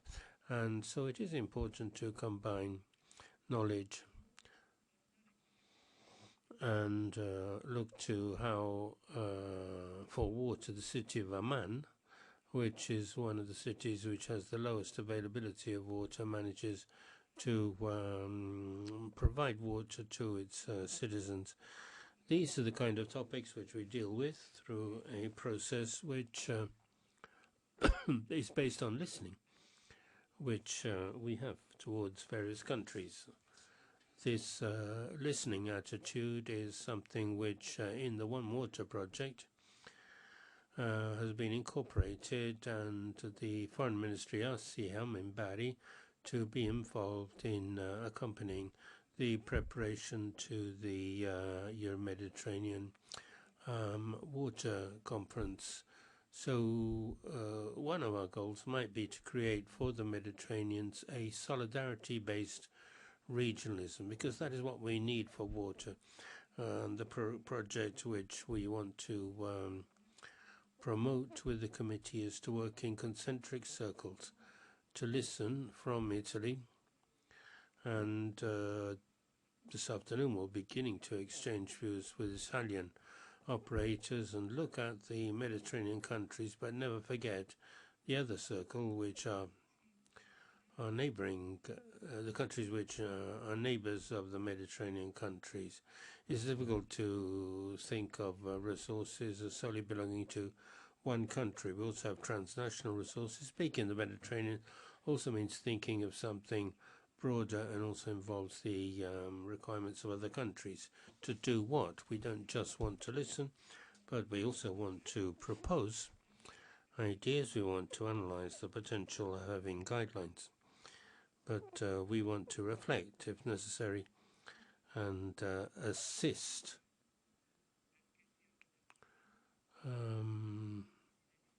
national or regional entities or the Euro-Mediterranean in general.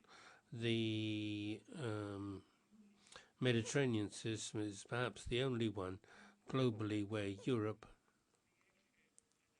as one of the partners, has the opportunity to dialogue with a smaller number of countries, but where there is a potential for consistency and co-participation in political decisions. I don't think in other regions of the world there is the potential for what I call the solidarity-based regionalism, which can be as valid as that. So with this approach, we wish to move forward and cooperate. And the other point I was mentioning is innovation. Now, we're not claiming that we're going to bring innovation. Innovation is a key for interpretation we have. We can simply be those who, with different eyes, can identify what exists in countries. From this point of view, Italy is carrying out a flagship project, the largest project in as part of the climate fund, which is called TALIT, which stands for Italy-Tunisia Tandem. And the goal here is to use non-conventional waters from Tunis, Sfax and Sus in order to have use in areas which are currently desert areas, in order to allow for agricultural production, allow the possibility of the stabilization of communities. This is something which means that we have to look back to the times of the ancient Romans. Sagwan is one of the areas which has become a desert. It's about 60 kilometers from Tunis. That was an area which collected water and took the water to Carthage. This area is now a desert area. What the TANIT program is trying to do is to reverse the situation, use the non-conventional water of Tunis in order that that desert area can now return to life. And here I conclude. There's another approach which we like to stress, which we've deployed with the Egyptian government and the Arab Water Council, the possibility that knowledge not belong to one ministry but belong to many ministries. So we've established the water management figure, combining attributions of Ministry for Energy, for Public Work, for water resources, for the environment. So 5 ministries are being pulled so as to create a single profile for water management. Also means management of data, and therefore this we hope that with the Foreign Ministry we'll be able to make this something which is a Pan-African institution, because we can't restrict it to one country to deal with issues and go beyond that. And that's also something we'll bring between the European Water Forum. Thank you to Mr. Biagio Di Terlizzi, the Deputy Director of SIHAM. And now we'll hear from Mr. Alain Maisonnier, the President of the Water Institute, and hopefully we'll be able to cover the issue of the circular economy a bit. I heard you say one day that we have to reuse, transform. This is a very important topic, even for the upcoming forum. Over to you, sir.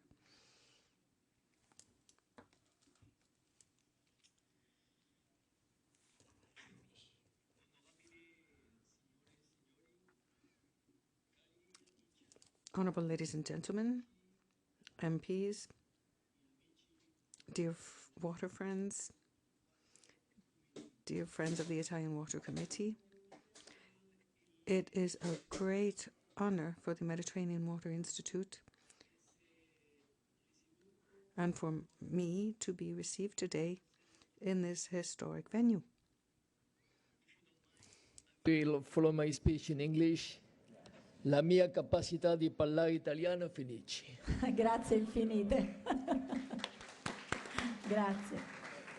Our institute is a think tank that brings together national, regional, and or metropolitan contractors with public and private water operators and companies, and water experts as well, and has been working since 1982 for the sharing and exchange of good practices in the playing of uses and the good management of water resources in Mediterranean. It is also a great pride for us to join forces with the Italian One Water Committee alongside of the Union for the Mediterranean, Mr. Steffenborg, to organize together the 6th Mediterranean Water Forum here in Rome, renamed for the occasion Euro-Mediterranean Water Forum in autumn 2026. This outstretched hand from the Mare Nostrum to Europe to address water issues is a strong message at the global level.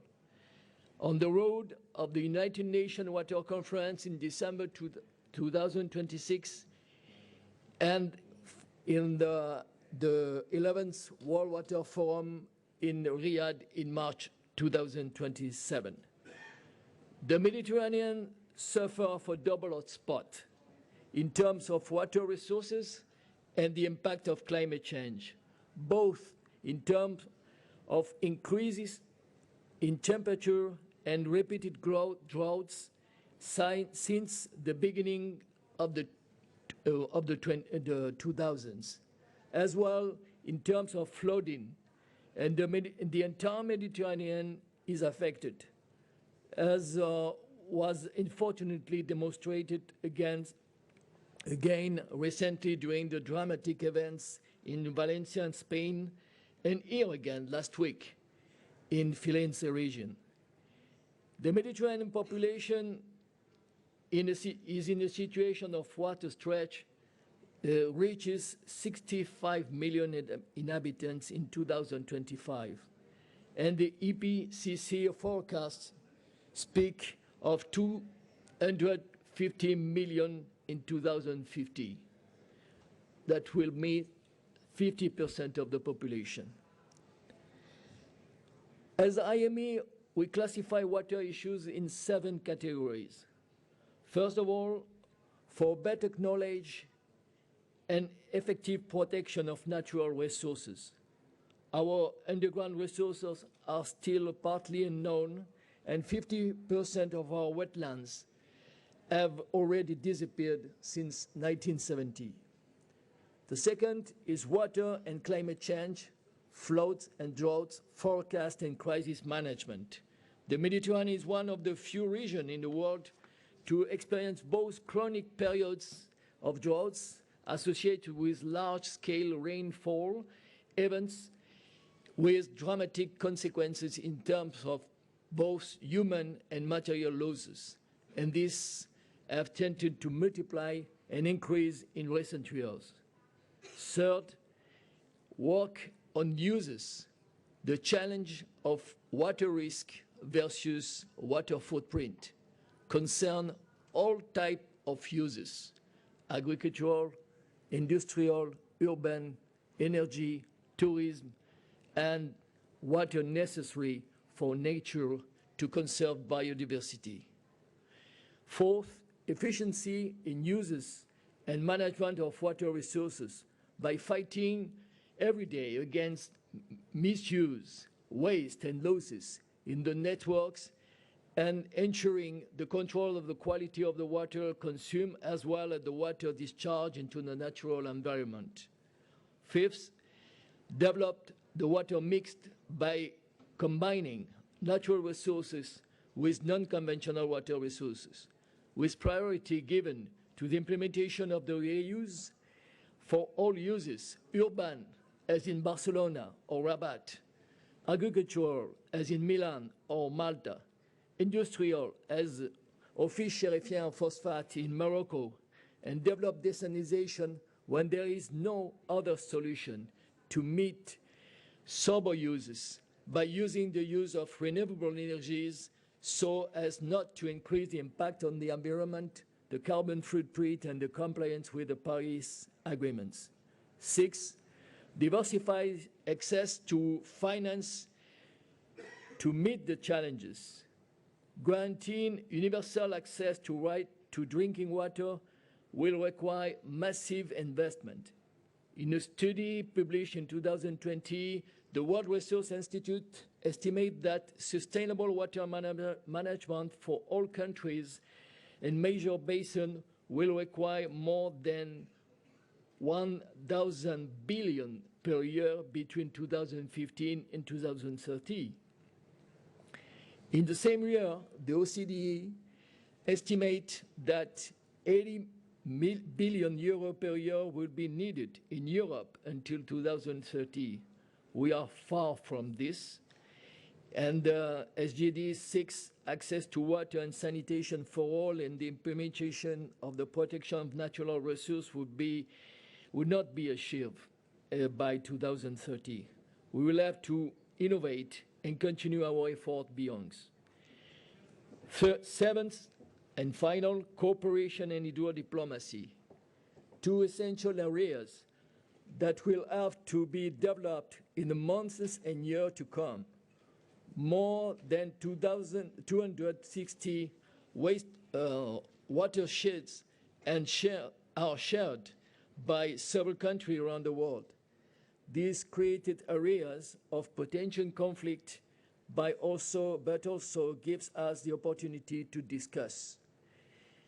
To succeed, we will have to listen, explain, raise awareness, train, and cooperate. Otherwise, there will be no salvation.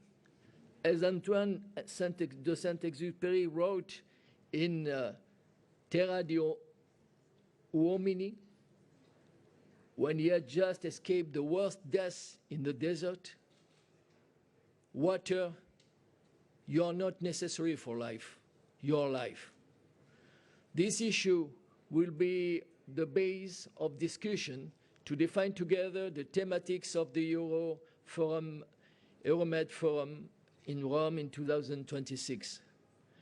Grazie per la... Thank you very much for your attention, and long live the Euro-Mediterranean Water Forum, Rome 2026. Grazie a lei, Presidente. Thank you, President Maisonnier. And we are now nearing our conclusions. We will soon be hearing from a few more speakers. We have a Nobel Prize winner, Andrea Rinaldo, who's at the University of Padua, and this is a very important recognition that you received in 2023, the Stockholm Water Prize. I'm looking forward to hearing your words on this very precious good. Using my mother language, so I shall continue in Italian if you don't mind. Quindi delle considerazioni vi propongo. Oh, let me say something about water governance in a changing world. And when we speak about water governance, we mean how we can defend it, how we can use it properly. Now, the first point that I wish to make is that the climate is changing rapidly, so must we. We mustn't take for granted the privileges that we've acquired over time and the uses and traditions that we have, and the expressions of collective solidarity. We need to be very focused in following what is happening in the area of water governance. We have to think about the natural environment that we live in. So a biogeographer talked about a vital space in Germany in the 1800s. It's a space which includes the man-made works and the works of nature. Now, when we talk about water and safeguarding it, we have to focus on the global north as well as on the global south.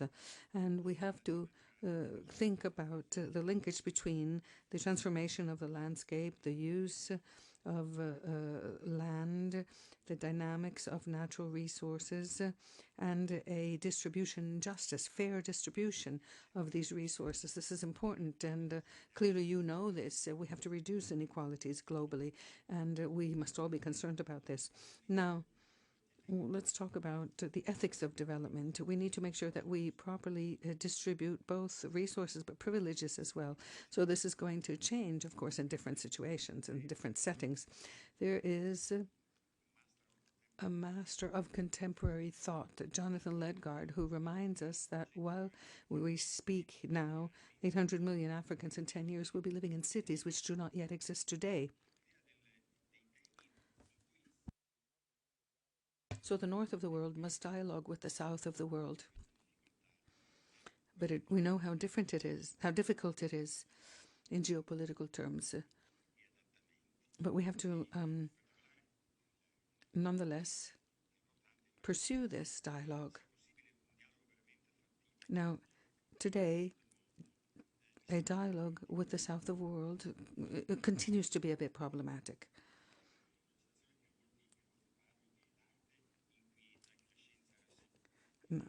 Art is disquieting and science is reassuring, many people say, but this is no longer the case because the changes are so rapid now. And we've never seen this in the history of Homo sapiens living on our planet. In the past, on our planet, we've had periods of time where the temperature was a huge problem. The temperature dropped to 1 degree because of the concentration of greenhouse gases, and those problems were difficult then, but it took 2 million years for that to change, and not the shorter time which we are now dealing with. So mitigation or adaptation. When you speak with climatologists, they will always say that the right way is mitigation, the resolution of problems. I know that, but I don't think it'll be possible to do that because we need a global agreement. And as I said, because of the political situation, it is very difficult to have this agreement. I don't think that we'll easily reach that agreement. We used to focus on welfare. I think now there's too much focus on warfare.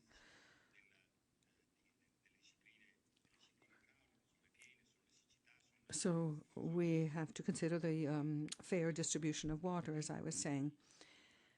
And one question that we must ponder here in Italy in particular is what crops will we be able to grow in the future? Because this rapid climate change has a huge impact on the distribution of rainfall and snow, and this even impacts primary production. What kind of agriculture can we pursue? Which crops will we be able to grow in the near future? I'm speaking here of Italy, but generally speaking, this is something that has to be reviewed and considered by all. After the summer of 2024, which was very serious in the south of Italy in particular, I mean, we tend to forget very easily. Science is not a universal grammatics which people easily understand. Everything is unpredictable. Changes are so quick, and I'm referring here to droughts in Sicily, which we had last year. And we quickly tend to forget that in the drought in Central Europe and northern Italy, from early 2022 to April 2023, Sicily and Sardinia in the Italian south were, they ranked above. So, nessun dorma, as we say. We cannot neglect this, because we will continue to see the exacerbation of this because of climate change. So what do I wish to conclude with? We talk about water. Sometimes we use the word hydraulics, but this is this has a different, of course we're talking about water, but some are governed by man and others are not governed by man.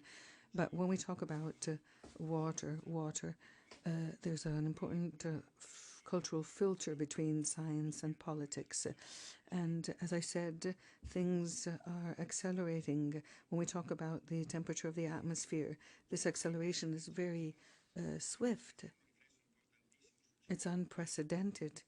And this has an impact on the hydrological cycle, so we must be ready for vast consequences in the global north, but we must also be prepared to consider the global south, because there's one corner of the African Sahel where they haven't had any rain in 40 years. I mean, if you look at the remote satellite images, you'll see traces of rivers that used to flow through those lands, which are now gone. So good fortune doesn't last forever. So we cannot be too anthropocentric in our focus. We have to adapt to a changing climate. And we cannot expect nature to resolve these problems, you see. This is a fundamental issue, because we need a respectful engineering, as it were. We have to make sure that there is a just distribution of resources to reduce inequalities, of course, and we also must analyze man-made works. This is an idea of Lebensraum. In other words, we mustn't demonize man-made works. They have to go hand in hand with nature, with natural phenomena, and we must therefore analyze the costs and benefits of this. Thank you, Professor, very much for your remarks. And now we will be drawing our conclusions. I will hand over to the Vice President of One Water Italy Committee, Marco Rago, for this part. Buongiorno. Good morning. Drawing the conclusions of such a busy morning, where we've had statements, authoritative declarations, is truly a daunting task. But what, in my opinion, has emerged from today's meeting, that Italy believes a great deal in a convergent and non-divisive issue like water, something which our country wishes to be an active participant in all the bodies of the Mediterranean and Europe.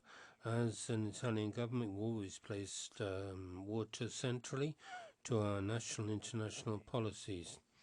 And the proof of the solidity of this position has been provided today in a single morning on the eve of the International Water Day, which is tomorrow. We've heard representatives of Parliament, legislators, representatives of the executive, the president of the region, the mayor, and a number of authorities, but I feel that it is very important to add also my thanks to the people who come from abroad, our friends from the Union for the Mediterranean, FAO, Monsieur Maisonnier, who is constant feature in our discussions in on water. And I think that this is also the result of action which we have been conducting as the One Water Committee for over a year now. One step at a time, we aim to be present in all the most important appointments, to listen to our friends from Mediterranean countries. Here we have delegations from Egypt. We've listened to our friends from Tunisia. And yesterday I met the Saudi Minister for Water here in Rome.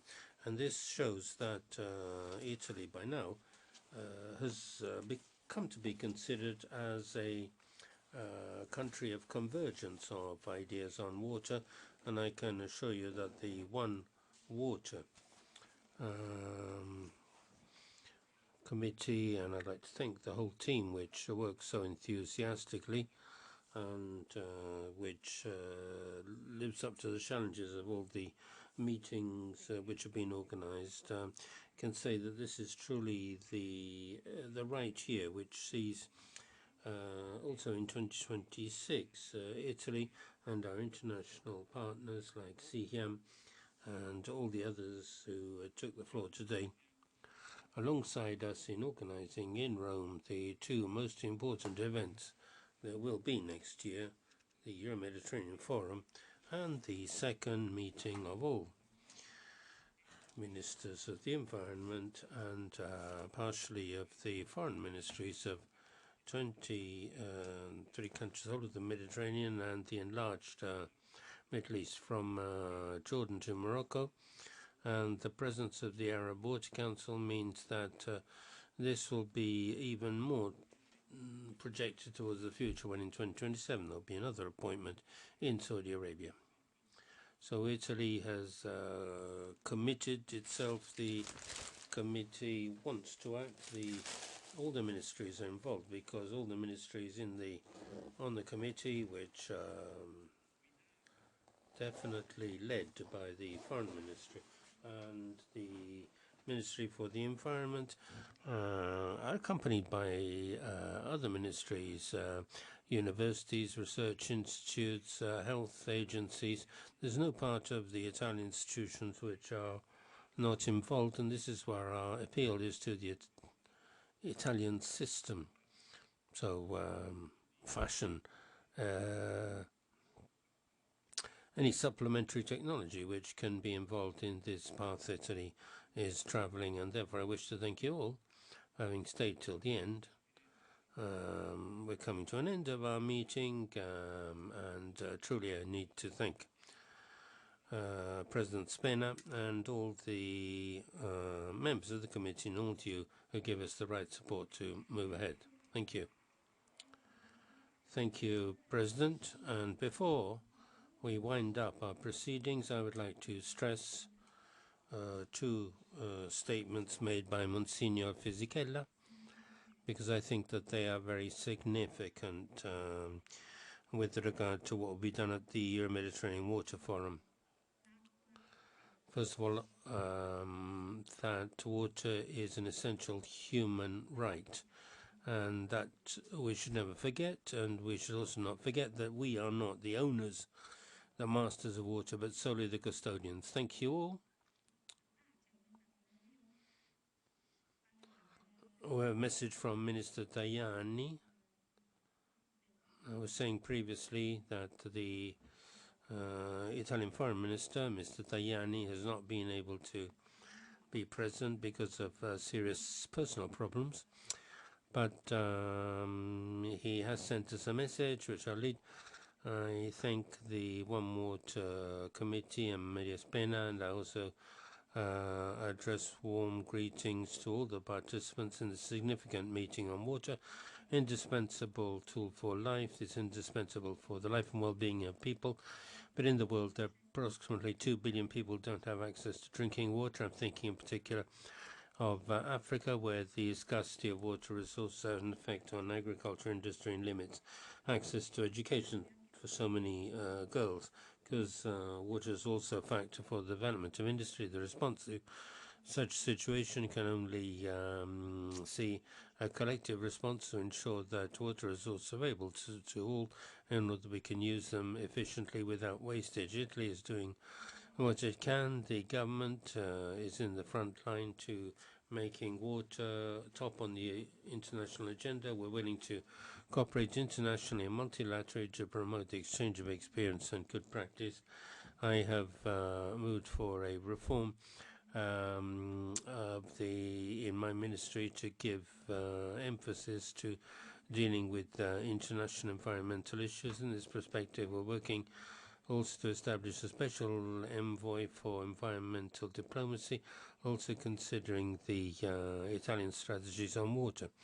So we're very proud to host here in Rome in October 2026 a major event such as the first Euro-Mediterranean Forum on Water, where for the first time we'll be extending an invitation to all European countries, extending to the Balkans, discussing possible solutions.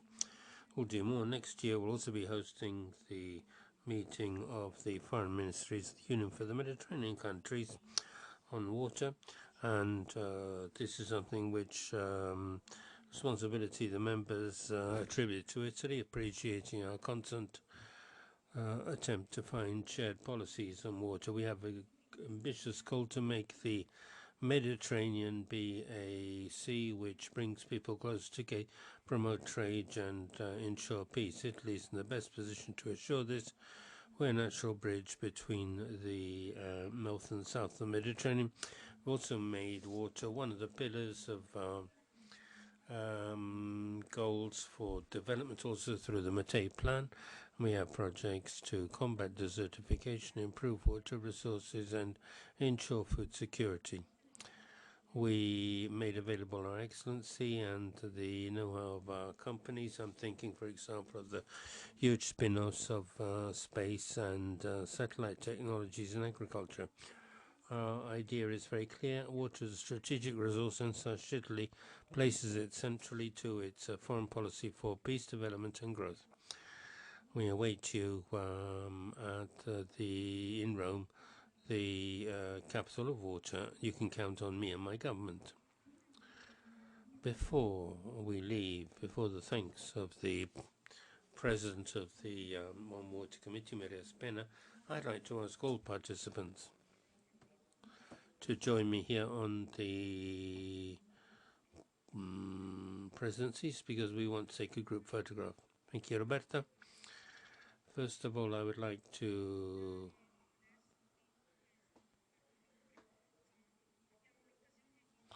we got an opportunity to do some networks. I'll be very glad if you remain for a drink together, but also want to thank my associates who've traveled on this journey with me, the members of the promoting committee, which started everything some time ago, because thanks to this teamwork, one can reach goals. So with Marco Rago, I want to thank Massimo Carcano, Filippo Soccodato, Emilio Ciarlo, Mauro Grassi, Erasmo De Angelis. Thank you. Thank you to all of you. And we'll have a lot of the way to travel together, but we'll do this together and be stronger. So, so before we invite you to a drink, I'd like to invite for a photograph all the people who I've mentioned and to be mentioned by the President.